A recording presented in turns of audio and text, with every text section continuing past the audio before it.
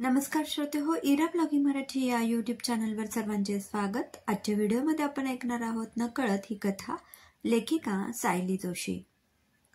ओ miss, तुमची bottle इथेच राहिली, नीरज ओरडून म्हणाला आणि आपल्या खिशातून रुमाल काढून घाम टिपत तो तिथल्या मोकळ्या बेंचवर बसला।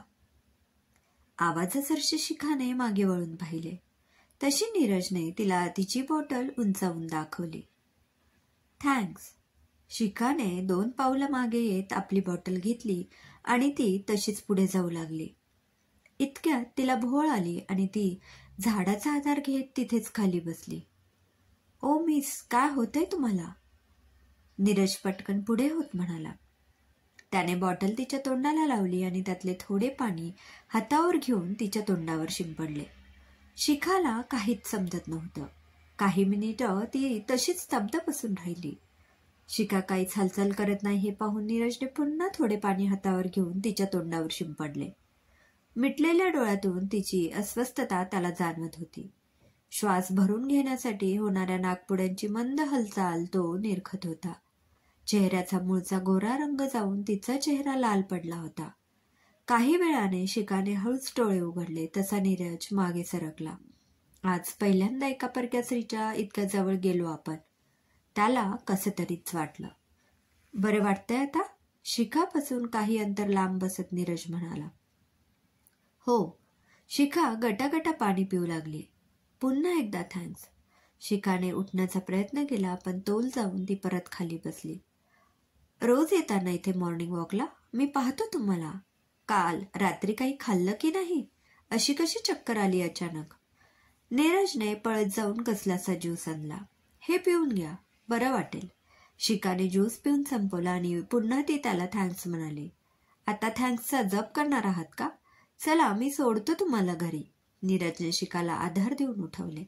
दोघेही जवळच्याच गेटमधून बाहेर पडली। नीरजने पळत जाऊन आपली कार आणली आणि दार उघडून तो शिखासमोर उभा राहिला। अहो बसा लवकर, किती वेळ विचार करणार आहात आता? नीरज वैतागून म्हणाला।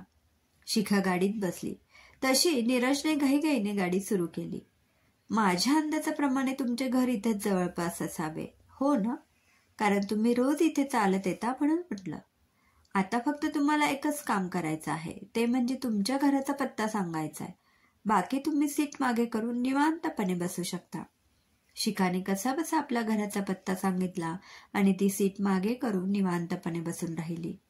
5-1 मिनिटात शिखाचे घर आले। गाडी एका बंगल्यासमोर उभी करून नीरजने गेटवरची पाटी वाचली। मनोहर मार्तंड, हेच घर ना? शिखाने मान हलवली तसा नीरज झटकन खाली उतरला आणि तिला आधार देत गाडीतून खाली उतरवले। शिखा, काय झालं बेटा? काही ऍक्सिडेंट वगैरे? शिखाचे वडील मनोहर पुढे होत म्हणाले। नाही, ट्रॅकवर धावताना त्यांना चक्कर आली। मी रोज पाहतो त्यांना बागेत, म्हणजे आमची तशी ओळख नाही पण मीही मॉर्निंग वॉकला येतो रोज, त्यामुळे एकमेकांना पाहून ओळख आहे तशी। म्हटलं घरी सोडून येऊ म्हणून आलो, पण तसं काळजीचं काही कारण नाही। नीरजने घाईघाईने स्पष्टीकरण दिलं। Oh mister gentleman, no problem, please बसा। मनोहरने शिखाला खुर्चीत बसवले आणि एक खुर्ची नीरज समोर सरकवली। इतक्यात एक 50च्या आसपासची बाई बंगल्यातून धावत आली। काय झालं? काही नाही, थोडीशी चक्कर आली। जा तुम्ही 2 कप चहा आणि बिस्किट घेऊन या लगेच। मनोहरने त्या बाईला आत पाठवले। बाय द वे, मी मनोहर मार्तंड, शिखाचे वडील, एका बँकेत काम करतो। आपली ओळख? मी नीरज, आपली छोटीशी टेक्सटाईल कंपनी आहे। अच्छा, आडनाव काय म्हणालात? मनोहर सहजच म्हणाले। अग्निहोत्री, नीरज अग्निहोत्री। अरे, म्हणजे तुम्ही दिलीप अग्निहोत्री यांचे सुपुत्र का, ज्यांचा टेक्सटाईलचा मोठा बिझनेस आहे? मनोहर उत्साहाने म्हणाले। हो, अहो मग अशी काय ओळख करून देता? मस्त ॲटिट्यूडमध्ये ओळख करून द्या। मोठी माणसे तुम्ही, तुमची ओळख झाली हेच आमचे भाग्य म्हणायचे। मनोहर हसत हसत म्हणाले। इतक्यात चहा आला। या शिखाच्या आई, अजून एक मोठा भाऊ आहे तिला, त्याचे नुकतेच लग्न झाले। तो सध्या आपल्या बायकोला घेऊन फिरायला गेला आहे। मनोहरने सर्वांची ओळख करून दिली। आणि थँक्स बरं, माझ्या मुलीची मदत केल्याबद्दल। मनोहरने नीरजचे आभार मानले। यांची थँक्स म्हणण्याची सवय बहुतेक खानदानी दिसते, नीरज मनातल्या मनात म्हणाला।